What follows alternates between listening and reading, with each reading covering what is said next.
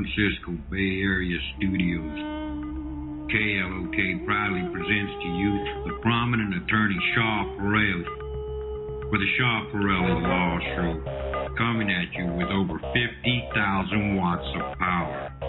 The Shaw Parole Law Show, where all your views matter.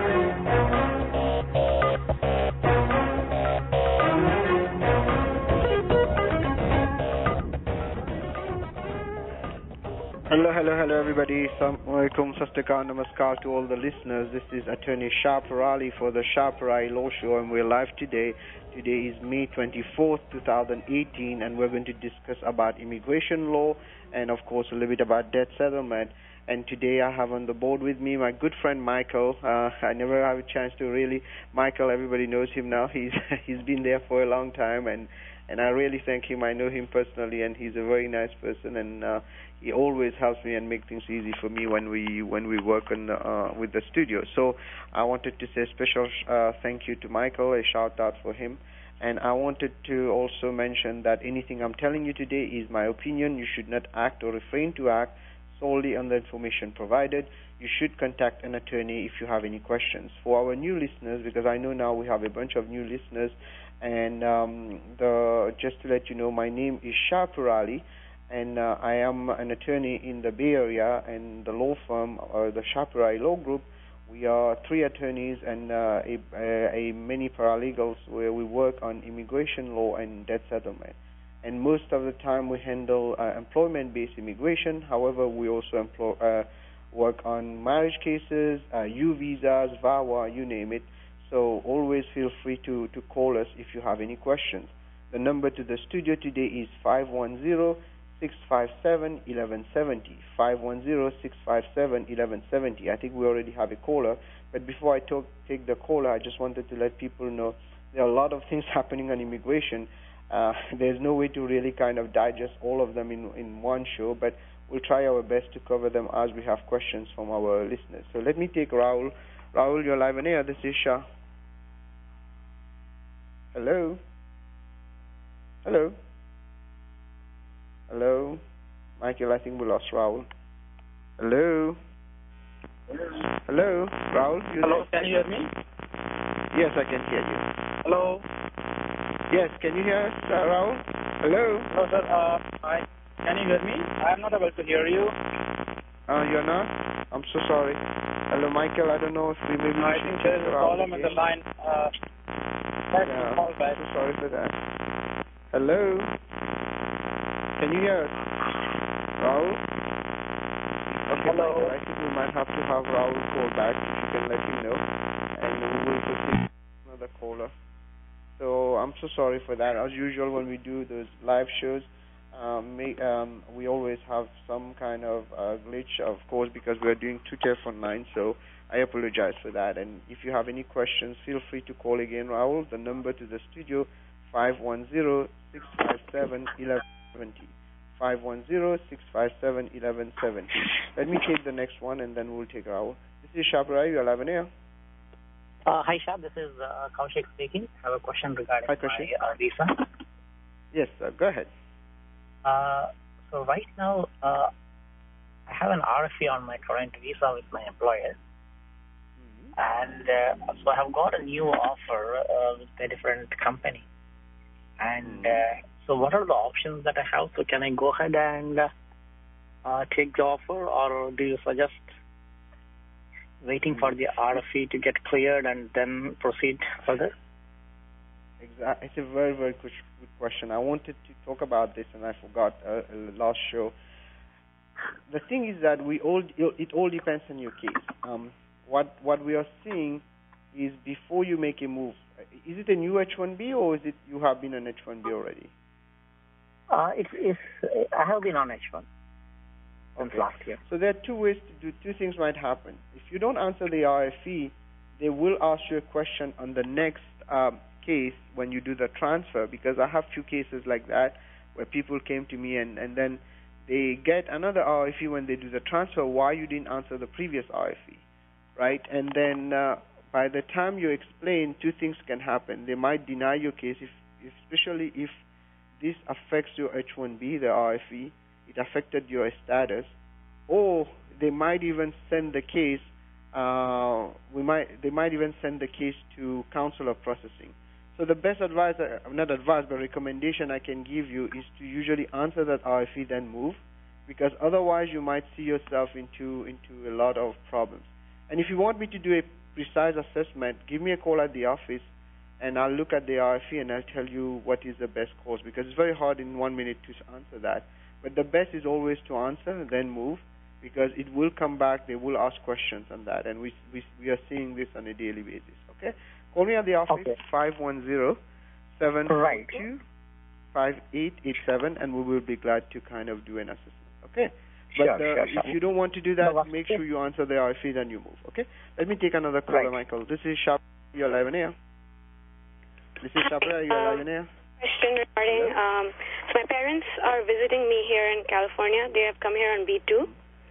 And my sister, she's a citizen, and she lives in New Jersey. So my sister wants to sponsor a green card for them. So while my parents are here in California, can my sister sponsor their green card? Is it okay if if my parents' address is in California and my sister applies from New Jersey? Yes, it should not be a problem, but they will ask the question. However, since you are the other sister, you can easily explain that they are living with you right now, but the petition is being filed in New Jersey. However, there are other issues you need to make sure of, that they have entered after 90 days you file, etc.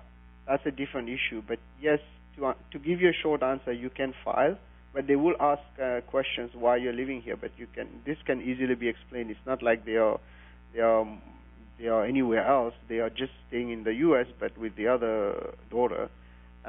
Ultimately, they will ask the question why you're not living with a U.S. citizen. But I'm thinking probably your parents will be traveling back and forth between you and your sister, right? I think during the application process, they just want to be in one place so that they don't have to keep changing their address. Exactly. I agree. During the application process, so they just want to be in one place. So most likely, it is doable. It is doable. Okay. So will there be possibility of RFE for this? Oh yeah. Right now, yeah.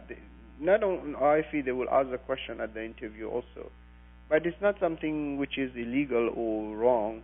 It is something that we get very often when there are different siblings in the country.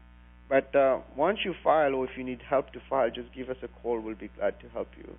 510-742-5887. But you should not be worried about that, because there's nothing wrong as long as you explain properly what are the goals. Okay? Okay, it's not like a red flag. And you've seen such cases in our experience? Yeah, I've seen it. I've seen it, but under Obama, so it was different administration. But let me give me a call and then we'll talk, because I have a lot of people waiting on the lines right now. Thank you so much. Okay, but good luck to you. It is not a problem, big problem. It can be solved. Okay. Okay. Thank you so much. Take another caller. This is Shabra. You're live on air. I think I have Rahul back. Hi, Rahul. Hello, sir. Can you hear me? Yeah, I can hear you properly. Just speak a little bit loud so that I can hear you better. Go ahead.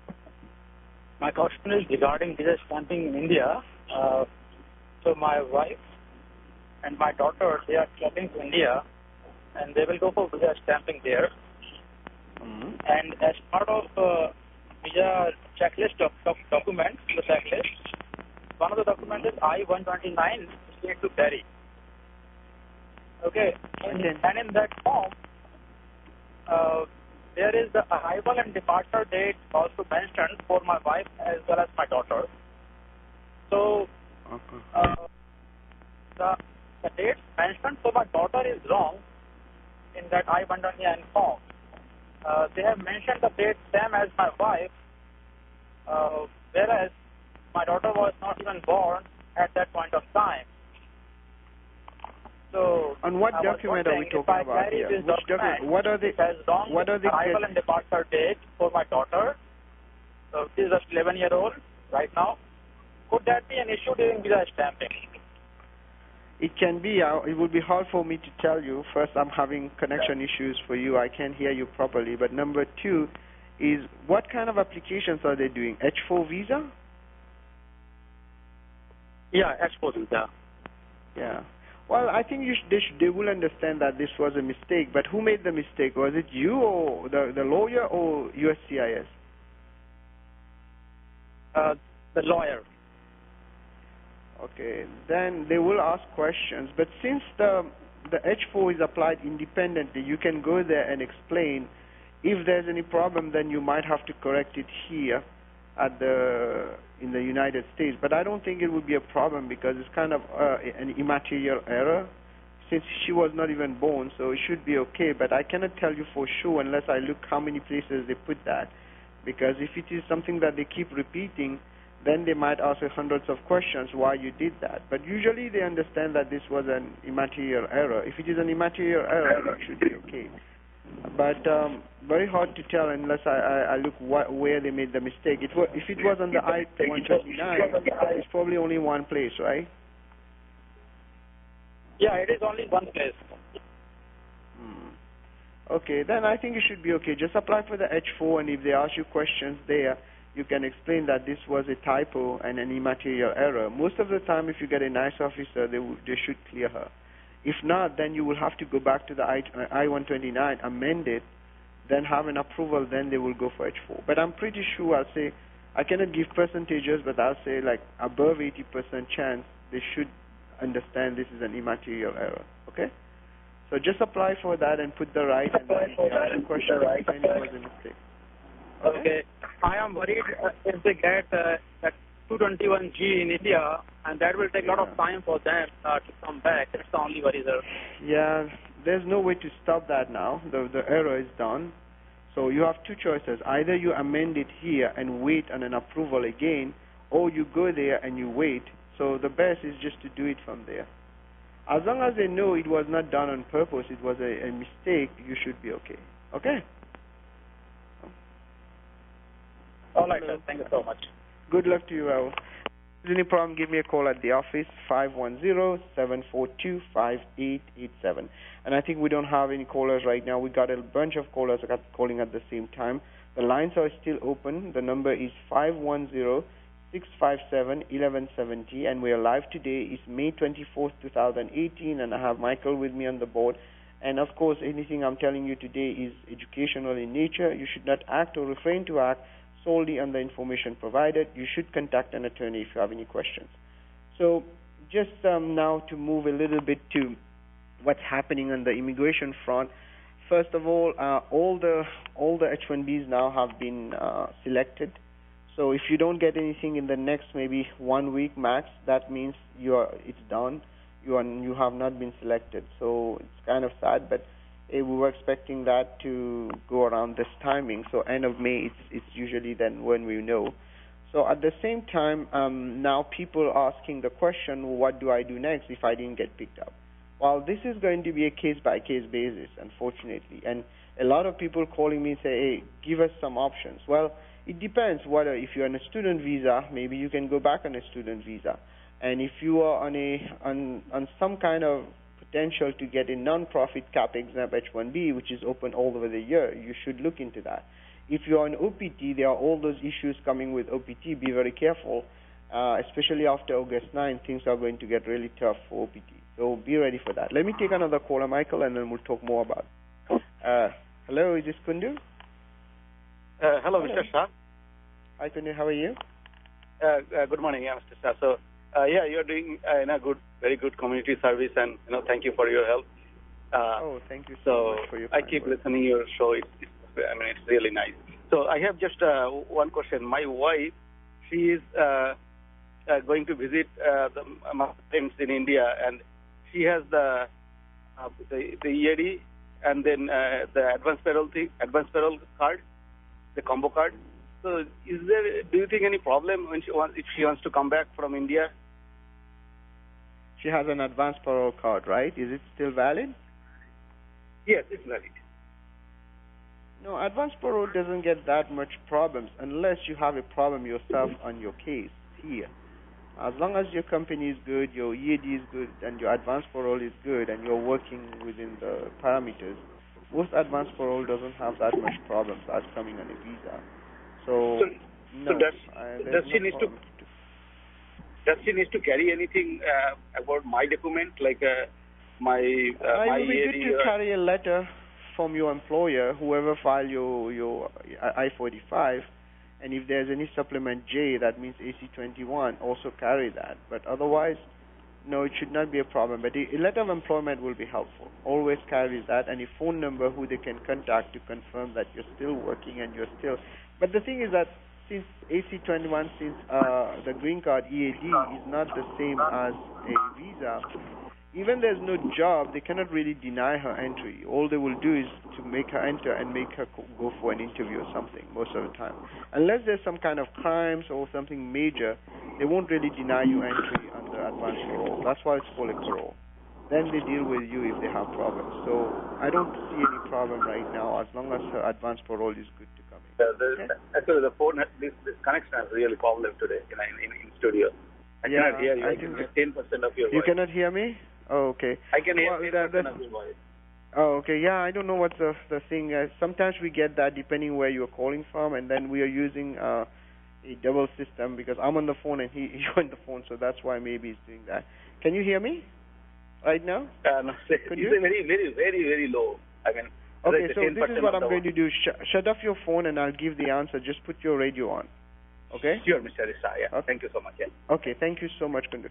Okay, so I'll let Kundu close the line and then I'll explain. This is a very good question Kundu asked earlier about advanced parole. How safe are you to travel on that? Most of the time it's very safe, but an advanced parole means a parole. A parole means also they are pretty much letting you in on their own terms, right?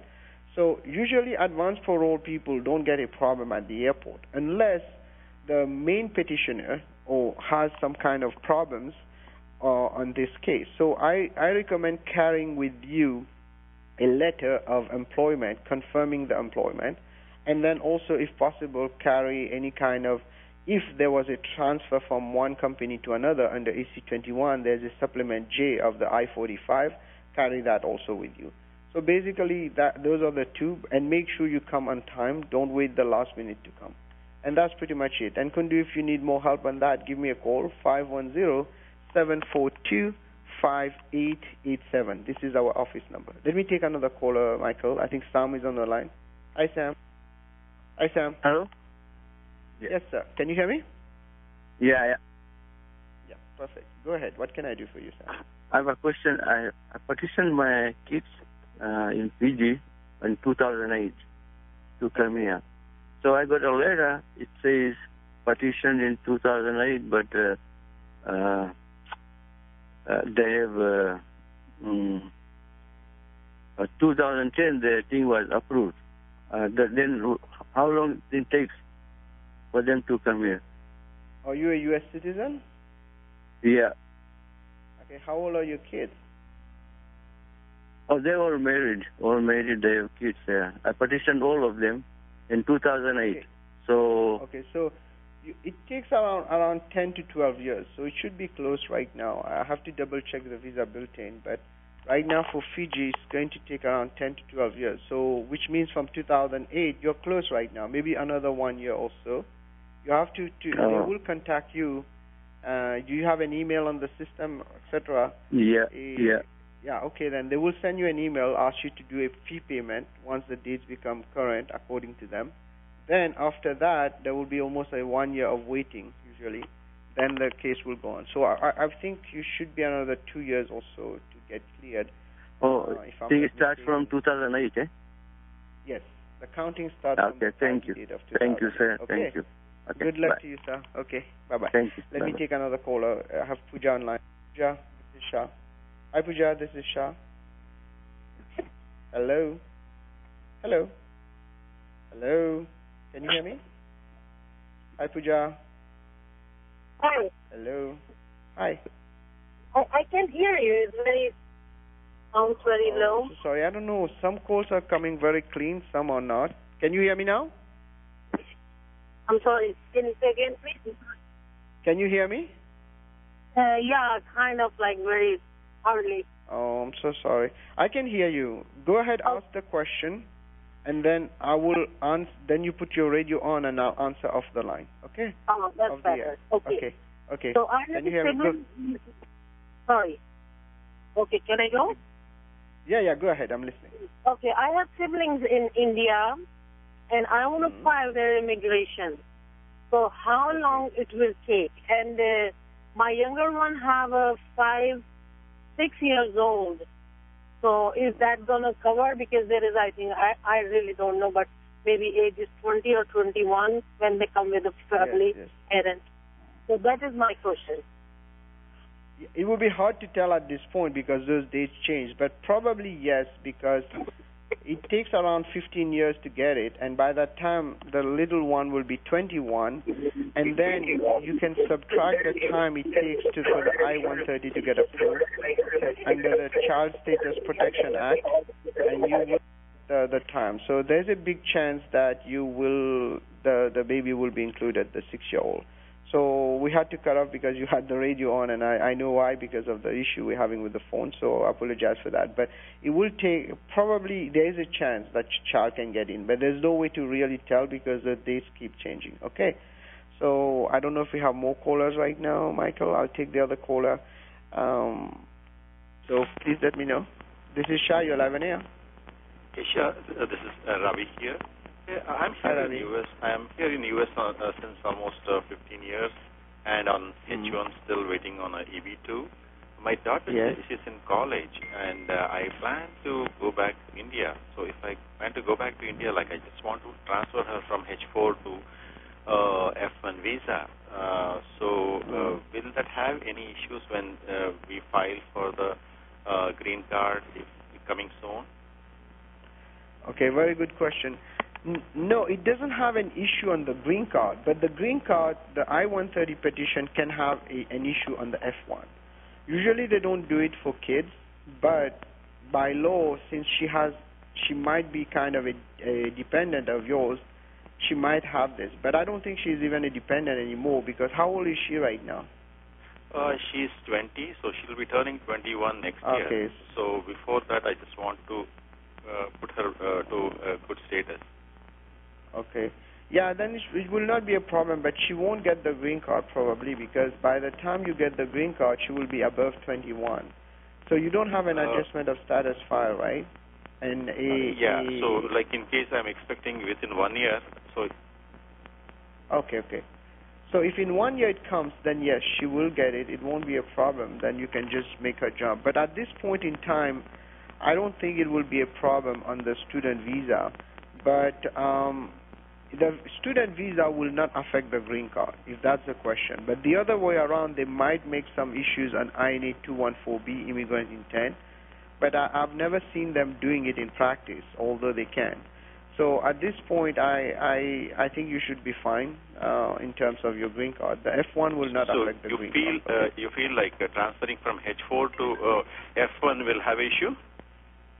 It might, because if they want to apply the letter of the law on the I-214B, they might say the fact that she's your dependent and I-140 was filed, she has an immigrant intent. And an immigrant intent doesn't go with the F1. However, in my career, I've never seen it. They have never denied it. But you never know now with the new administration. And does she need to leave a country if she has to get the F1 visa? No, she doesn't have to. Okay. You can file a change of status from here, as long as before the H4 before you leave the country on H1 and the H4 extinguishes, make sure that you file this, and you need to also maintain that H4 until she gets the F1. Very, very important. Okay, this is very tricky now. The F1, the way it works. So if the H4 doesn't merge, that means it will take like 8 months to get the F1. Okay. So if she doesn't maintain it, the F1 will not get approved. The other option is to actually leave the country and come back, which is the fastest route, and you don't have to maintain the H4. So you need to choose which one. If you want to file it right now before you leave, 8 months, 9 months before. Otherwise, leave the country, come back, go on F1. Okay? Go and get a stamp on Thank F1. you. Thanks so much. Sir. Good luck to you. Thanks. So, ladies and gentlemen, I know we're having issues. Of course, we are a live show. Sometimes we have those issues of hearing, so I really apologize for that. And if you have any questions, feel free. The lines are still open, right, Michael? 510-657-1170. 510-657-1170. This is Attorney Shah Parole, and we are live today, May 24th, 2018, broadcasting live from the Bay Area, and we are covering, I think, correct me if I'm wrong, from the north, San Francisco, going down Fremont, Milpitas, down San Jose, Santa Clara, and going up to now Sacramento, if I'm not mistaken. But for all the listeners, and I know people are also listening online on the app of radiozindagi.com, you can get the app there, and then at least you will, for those who missed our shows also, we have the shows archived on our YouTube channel, youtube.com/ShahParale youtube.com/ShahParale.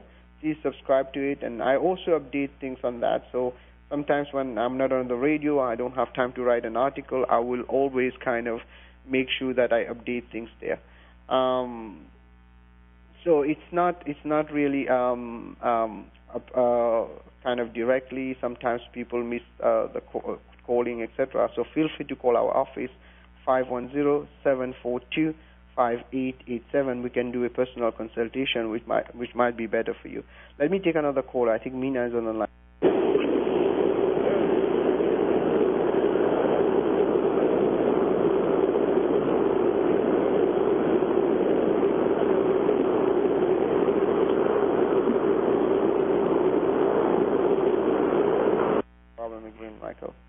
Hello. Okay, so we will move on to the next if there's another caller. But right now, I think we don't have any more callers. So the number to the studio, 510-657-1170, 510-657-1170.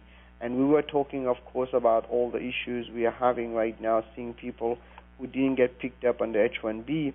What are their options? Of course, if you're on a student visa or OPT, and the OPT is expiring, you might want to see if you want to continue staying here or move back to your country until you get something and come back. But there might be other options for you, and it's a case-by-case basis. For example, if you're a student, you might be able to go back to student visa. Now, if not, then you can go on a TN visa. And if you are from Canada or Mexico, some people don't know that, but you can.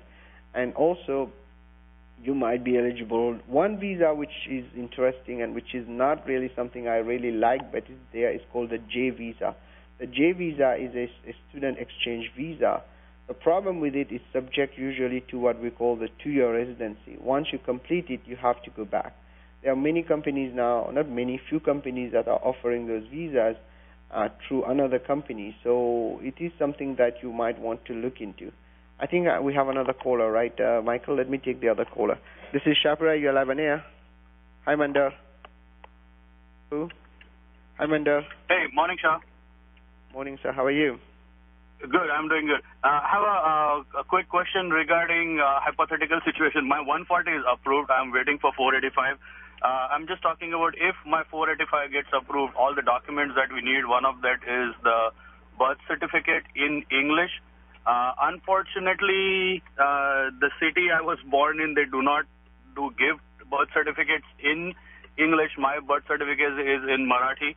I got the translation done in India. I'm not sure what all documents are needed to correctly get that document, acceptable document. Okay. One of the things you can use, we used to be able to use those Indian translation. However, it has to be from a recognized institution now. They're not really allowing people to use what we call the regular translators. So what I would recommend, if that's the case, then find a company which is here, who is willing to do the translation for you, and an authorized company. If you Google them, you will find them online, official translators or interpreters or things like that. And have them sign on it and certify that, because it used to be you could have a friend translate and certify, but recently I think I saw a memo where they're giving a hard time to people on that. So I recommend having another company do that just to be on the safe side. But if you used a reputable company in India that has a good name, they should accept it. But to be on the safe side, it's good to have another one here based on a recognized institution that does translation. Okay. Okay, sounds good. And another quick question. My daughter right now is 7 years. This is hypothetical. When she will be adult, and what is the date that just humor? When can she file a citizenship or a green card for me?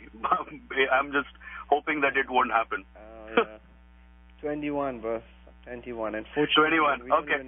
Yeah, they might cut off. Okay, I hope to get my green card before that. My priority date is 2012. So let's see. Yeah, you will. God willing, you will. We need that. Okay, thank you. So thank you. Have a great day. Good luck to you, my friend. Good luck to you. Thank you. Bye-bye. So we have some more callers. The next caller. This is Shapra. You're live on air. Hello. Hello. Yes, sir. You're live on air. Hey, hi. Thank you for helping us in clarifying all these questions. Oh, thank you for listening. That's all. So my question is, my previous employer applied my I-140 in 2017, in 2016, and I received approval some 6 months ago. But due to change of address of the employer, he didn't receive the approval copy yet. But I see the status as approved online. How do I receive a copy of I-140 approval? Okay, you have two ways of doing that. One, your employer can apply for a duplicate. Okay, just file the form for duplicate. I think it's 824 form, if I'm not mistaken. I might be mistaken. I always forget the form's number sometimes. Hello? The other option, you can do a Freedom of Information Act, a FOIA. Sometimes they will send you a copy of that, or even have your own employer do it and file a Freedom of Information. The form is G639. It's free. You can file it, and even I think they have an app. I don't know if the app's still working. You can even use that app and apply for it. But yeah, go ahead and do it this way, and you should get a copy. But your employer should apply for a duplicate. But there's a fee, though. But they should apply for a duplicate and get a copy for their record. Okay? A photocopy is good enough. Okay? If he's not ready to apply, can I do it myself? Not the duplicate. You can apply for the FOIA on your own, but the FOIA is a 50-50. They used to send the whole package. Now what they're doing, they're sending only the labor certification, etc. They're not sending really the I-140. So you can still give it a shot first. Do the G639 first, and then if it takes like 2-3 months, if you don't get it, then you have to have your employer apply for the duplicate. Okay? That's great. Thank you. Good. Let me take another caller. This is Shapra. You're live on air. Hi, Shah. Hi. My name is Arjun. I have a question. So I have I-140 approved on Eb2 category, and I'm waiting for applying for 485. Are there any predictions like when the date's gonna move? Because right now I think the dates are stuck at like May 2009, and my priority date is December 2010. So I wanted to know if there are any predictions, and also there is two dates, right? Filing date and the other one. So can you explain the difference? I will take the answer on air. Okay, two beautiful questions. Number one, doing a forecast. I did that I think last week, but these are just to let people know, doing a forecast is very, very hard, a prediction. But I think it's going to take you, in your case, probably 1.5 years to 2 years, up to 3 years to get cleared. That's the best I can say. Hopefully we don't have a retrogression. That's the only good thing that is worrying me. And I don't think we'll get retrogression soon right now, because a lot of people are moving to Eb1. So I think in your case, 2010 December will come close to in 2 years' time. Unless we see a jump in October, which I'm hoping will happen when the new fiscal year starts. So that might bring us a little bit forward, but still I don't think it will bring us to December 2010. So that's one thing. Number two, how the two charts work. Well, one of the things that the chart, the first chart, what it does, it gives you the The second chart was something that Obama opened to give people a chance to file at least for the adjustment of status and get an EAD until the case gets cleared. Now there is another problem. USCIS, what they have done, since the visa bulletin is issued by the Department of State, USCIS doesn't have to honor it automatically. What they do, they'll say, okay, we will call on accepting it or not accepting it. And that's what creates the confusion. Because if you look on their website, sometimes even the State Department says something is current. On the second chart, they don't allow you to file your I-45. And that's where the whole problem starts, because it seems like there's a disconnect between the two. However, having said that, most of the time, if the chart B is available, you are eligible to file the I-45 with the EAD, which gives you at least the time on EAD to wait until you get the green card. And that's the only difference. You don't get the green card. All you get is the ability to file adjustment of status, get an EAD, which is great, by the way, if you can do that, because what it does, it makes you benefit also from AC-21 portability, which means you can move the entire case to another company as long as 180 days has passed and you move to a same or similar position. So these are the difference. I hope I was able to explain it, because it's a little bit tricky, because it's not tricky, it's just a matter of people get confused because they rely on something and then when it's time to file they say no. So that's the biggest problem. But the two charts, one is to file, one is to get the green card, period. Okay, so the second one is to file the green card, the first one is to get the green card. So let me take another caller, Michael. This is where you are, Avenir. Hello. Hello, sir. Good morning. Good morning, sir. Good morning. My question is about H4 dependent extension while switching to new employer. Okay. So whether it is required, mandatory? For me, it's mandatory. It's not mandatory, but for me it is. I'll tell you why. This is something that a lot of lawyers get confused on. The problem when you have an H1, an H4 is attached to it. Let's take company A, for example. You have an H1 with that company, and company B, of course, the H4 attaches to company A. You move to company B, okay? Company A doesn't have to do anything once you transfer. However, right now, because there's a lot of fear, what company A does, they go ahead and cancel your H1, even though they are not supposed to do that. And what it does, you are protected because you did your transfer, but the H4 gets cut off if you don't file the transfer. So that's the reason we recommend to file the H4 extension when you file the H1. It's like an H4 transfer. So many get confused. They say it's not necessary. Of course, it was not necessary because companies before will not cancel your H1B once you transfer. And the law doesn't require them to cancel, but because of the fear, they are canceling. And once they cancel, your H4 gets cut off, and once the H4 gets cut off, then you're done. You have to get back on track. You have to leave the country, etc. So the recommendation for every time you transfer, file an extension I-539 and the H4. Okay? Okay, thank you. That's good information. Good luck to you. Take care. And anybody needs help, 510-742-5887. The website to check, attorneyonair.com. Attorneyonair.com, one word, goes to Parole Law. And also, please check our YouTube channel, youtube.com/Sharp Law. Subscribe to it. You will get a lot of information there. Let me take another caller, Michael. This is Sharp Rai. You're live in here. Hi, Sharp. This is Veena. Thank you for helping everybody, first of all. Oh, thank you so much for the kind words. Okay, I just have an example like I wanted to ask. The person, a citizen, has a Mr. Minor on the record, and they wanted to go to India and marry the Indian citizenship. Are they able to? Okay. Is the U.S. citizen who has the misdemeanor or the person? Yes, the U.S. citizen has a misdemeanor. Usually no. It depends on the misdemeanor, unless there was some kind. But usually no, because the U.S. citizen have plenary right to marry. Usually it doesn't come to as a problem, unless the beneficiary, that means the person they are marrying, has an issue with the law. But the U.S. citizen is pretty forgiving, so it's not going to be it's not going to be like a big problem. But if they ask questions, have the documents ready on the disposition of the court. Go to the court where the case was filed and get a disposition. Okay? Hello? Yeah, I'm listening. I'm sorry.